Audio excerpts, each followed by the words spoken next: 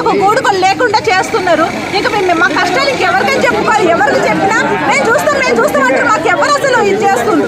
ఇప్పుడు మేము రోడ్డు మీద వచ్చి ఉన్నాము, మాకు ఎవరు అసలు దిక్కు దివారం ఎవరు ఇంకా నష్టపోయినాము. మాకు ఎవరు ఇస్తారు ఈ నష్టాన్ని? ఎవరు కొడుతారు? కష్టజీవులు మీద కష్టం చేసుకుని బతుకుతామంటే ఉన్నాయి పోయినాయి, ఉంచుకునే పోయినాయి, అన్ని పోయినాయి. మాకు ఇంకేంటి దిక్కు చెప్పండి మీరే. మాకు చాలా నష్టం జరిగింది. మా నష్టపరిహారం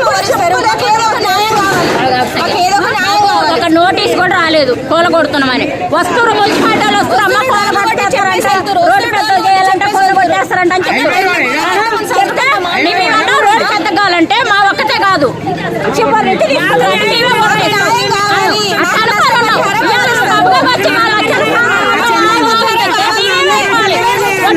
వ్యాపారాలు చేసుకుంటాం. మరి పేద జనం మరి ఇప్పుడు అన్ని నాయకైతే అన్ని కూలగొట్టేదాకైతే మేము నుంచి ఇంద్రమ్మ కాలనీ నుంచి రోడ్ ఎంతైతే తీసేస్తారో మరి ఏ ఇళ్ళు అయితే కూలగొట్టారో ఆ లెక్క ప్రకారం ఇక్కడ నుంచి శ్రీమయ స్కూల్ దాకా తీసేయాలని మేము విన్నపించుకోవాలన్నా. అది మాకు అది ఒక న్యాయం చేయండి అన్నారు. న్యాయం జరగట్లేదు.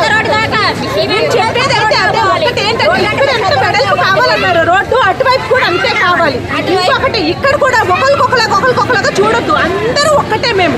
అలాగే వాళ్ళ మనసులో మేము కూడా అన్నది ఉంటుంది. మాకు కూడా అర్థమవుతుంది ప్రాబ్లం. కాబట్టి అటువైపు ఎలాగో ఇటువైపు అలాగే ఉండాలి. ఇటు ఎంత వెడల్పు తీసుకుని అటువైపు కూడా అంతే వెడల్పు తీయాలి. ఇటువైపు తీసేసి అటువైపు ఉంచుతామంటే మాత్రం మేము ఒప్పుకోము. మేము పేదవాళ్ళం కదా. మా పేదవాళ్ళు కూడా మీరు కూడా మాకు కష్టాలు బాగా ఉంటాయి. మరి పేదవాళ్ళు ముందుకెళ్ళలేదు.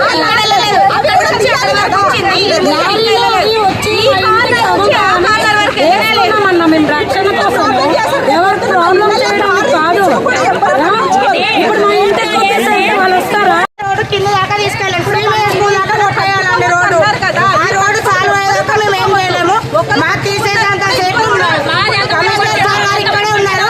పోలీసులు కూడా మమ్మల్ని నీచంగా మాట్లాడుతున్నారు.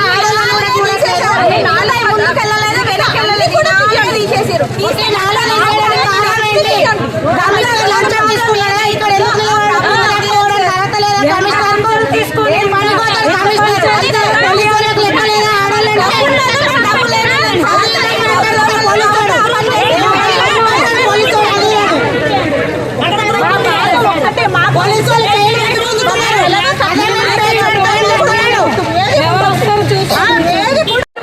మీకు సంబంధం లేదు. గవర్నమెంట్ ఉందంటే మీరు పోవద్దని వచ్చిందంట. వచ్చినప్పుడు మీరు ఎందుకు వస్తారు మా రోడ్లోకి?